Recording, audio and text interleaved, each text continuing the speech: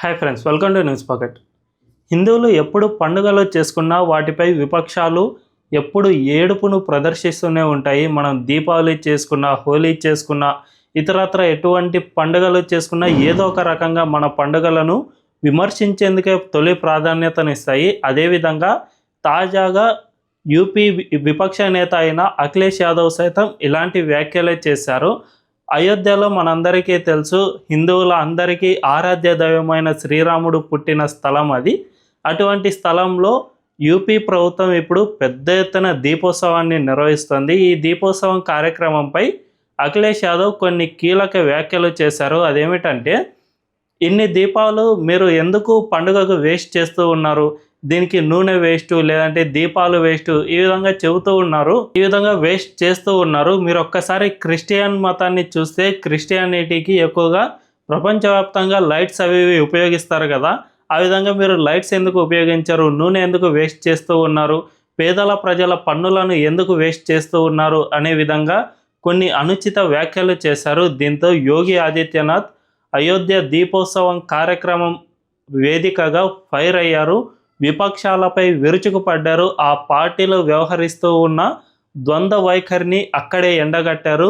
గతంలో అయోధ్య విషయంలో Congress and Samajwadi party ఇలాంటివి ఏమేం చేశాయి అనే విషయాలను మరోసారి ప్రజలకు గుర్తుకు తెచ్చారు. ఆ విషయాలన్నిటిని మనం ఈ వీడియోలో మాట్లాడుకుందాం. అంతకంటే ముందు ఈ ఛానల్ను రీసెంట్గానే స్టార్ట్ చేసాం, మాకు మీ సపోర్ట్ ఖచ్చితంగా కావాలి. ఈ ఛానల్ను వెంటనే సబ్స్క్రైబ్ చేసుకోండి అండ్ బెల్ ఐకాన్ని క్లిక్ చేయడం అస్సలు మర్చిపోద్దు.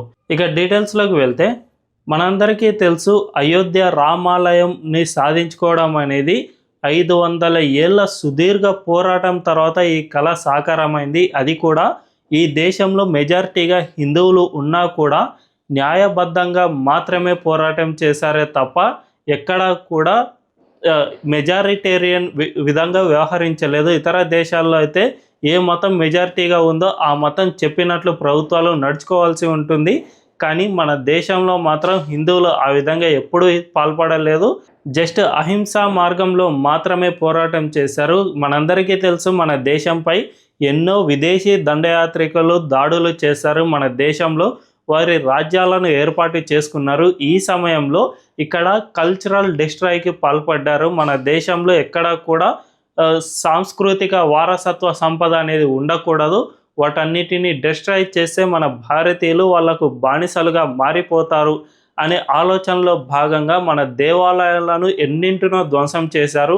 నలంద, తక్షశిల ఇలాంటి ప్రపంచ స్టాండర్డ్స్లో ఉన్న యూనివర్సిటీలను సైతం ధ్వంసం చేశారు. ఈ క్రమంలోనే మన ప్రధాన దేవాలయాలైన అయోధ్య, కాశీ, మధుర ఈ 3 దేవాలయాలను కూడా ధ్వంసం చేసి అక్కడ వివాదాస్పద కట్టడాలను నిర్మించారు. ఇదే కాకుండా దేశవ్యాప్తంగా ఏకంగా 33,000 కట్టడాలను అక్రమంగా ఈ విధంగా దేవాలయాలను నాశనం చేసి అక్రమ కట్టడాలను కట్టారు అనే వాదనలు సైతం వినిపిస్తూ ఉన్నాయి. వీటన్నిటిలో ఈ 3 దేవాలయాలు చాలా ప్రధానమైనది. అయోధ్యలో అయితే బాబ్రీ కట్టడాన్ని బాబరు గతంలో నిర్మించాడు. ఈ బాబరు నిర్మించిన కట్టడాన్ని మనం మళ్ళీ రీక్లెయిమ్ చేసుకోవడానికి దాదాపు 500 ఏళ్ల సుదీర్ఘ పోరాటం చేశాం. ఇందులో కేవలం హిందువులు మాత్రమే పాల్గొనలేదు. గతంలో సిక్కు సమాజం కూడా దీనికోసం పోరాటం చేసింది.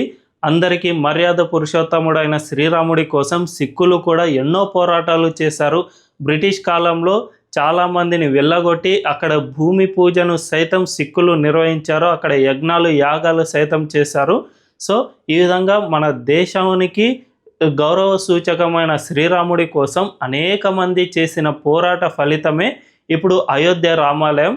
మనందరికీ తెలుసు, గతంలో అధికారంలో ఎక్కువ కాలం అధికారంలో ఉన్న కాంగ్రెస్ పార్టీతో పాటు యూపీలో అధికారంలో ఉన్న సమాజ్వాదీ పార్టీలు కూడా ఈ రామాలయాన్ని అడ్డుకోవడానికి ఎన్నో ప్రయత్నాలు చేశారు. ములాయం సింగ్ యాదవ్ అయితే ఏకంగా కరసేవకులపై కాల్పులు సైతం చేశారు. దీనివల్ల ఎన్నో వేల మంది కరసేవకులు చనిపోయారు. గోధ్రాలో అయితే ఏకంగా ఒక ట్రైన్నే తగలబెట్టారు. కరసేవకులు ఉన్న భోగిని చూసుకుని వాటికి తలుపులు వేసి పెట్రోల్ పోసి అంటబెట్టిన పరిస్థితి మనం చూసాం.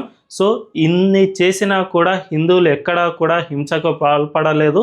జస్ట్ అయోధ్య కోసం పోరాటం చేస్తూనే వచ్చారు. ఈ పోరాట ఫలితంలో మధ్యలో కాంగ్రెస్ లాంటి పార్టీలు అసలు రాముడే లేడు, ఇదంతా కట్టుకథ, కాబట్టి సుప్రీంకోర్టు ఎవరికి అనుకూలంగా అయినా తీర్పునిచ్చుకోవచ్చు అనే విధంగా అఫిడవిట్ సైతం దాఖలు చేసింది. సో ప్రభుత్వాలు కూడా ఈ పోరాటానికి వ్యతిరేకంగా ఉన్నా కూడా ఈ పోరాటం అనేది ఎక్కడా కూడా ఆగలేదు. ఫలితంగా చివరికి అయోధ్య రామాలయం కళ సాకారమైంది.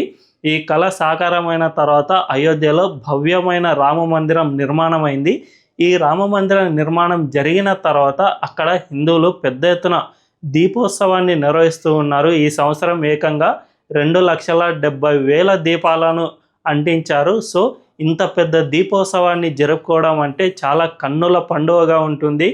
ఇది చాలామంది టీవీలో చూసి ఆనందిస్తున్న సమయంలో విపక్షాలు ఇంకా ఈ అయోధ్యపై ఉన్న ద్వేషాన్ని మాత్రం మానుకోలేదు. అయోధ్య రామాలయం అనే మన దేశ సాంస్కృతిక వారసత్వ పండుగలను విదేశీ పండుగలతో పోల్చుతూ మనం వాళ్ళలాగా చేసుకోవాలి, మనం చేసుకుంటున్న పండుగలు తప్పు అనే విధంగా లెక్చర్లు ఇవ్వడానికి వస్తూ ఉన్నారు. ఇవే పార్టీలే గతంలో దీపావళికి బాణాసంచా కాల్చకుండా నిషేధాలు విధించాయి. ఇటు కోల్కతాలో టీఎంసీ పార్టీ జస్ట్ 2 గంటలు మాత్రమే బాణాసంచా కాల్చుకోవడానికి పర్మిషన్ ఇచ్చింది. అటు సిక్కింలో అయితే ఏకంగా బాణాసంచాపై పూర్తిగా నిషేధం విధించింది. ఇంకా సుప్రీంకోర్టు విషయానికి వస్తే ఢిల్లీ ఎన్సీఆర్ పరిధిలో జస్ట్ 2 గంటలు మాత్రమే, అది కూడా గ్రీన్ క్రాకర్స్ మాత్రమే కాల్చుకోవడానికి అనుమతించింది. ఈ విధంగా ఎన్నో కుట్రలు చేస్తూ ఉన్న మన దేశంలో హిందువులు ఇంకా సహనంతోనే ఉన్నారు. వాళ్ళ పండుగలపై ఎన్నో కుట్రలు జరుగుతూ ఉన్నా కూడా ఎక్కడా కూడా సహనం కోల్పోకుండా ఉన్నారు. ఇంత సహనంతో వ్యవహరించడం అనేది ఒక్క హిందూ సమాజానికే సాధ్యం అవుతుందేమో. ఈ వీడియో కనుక మీకు నచ్చినట్లయితే ఖచ్చితంగా మా ఛానల్ను సబ్స్క్రైబ్ చేసుకోండి అండ్ బెల్ ఐకాన్ను క్లిక్ చేయడం అస్సలు మర్చిపోవద్దు. Thank you.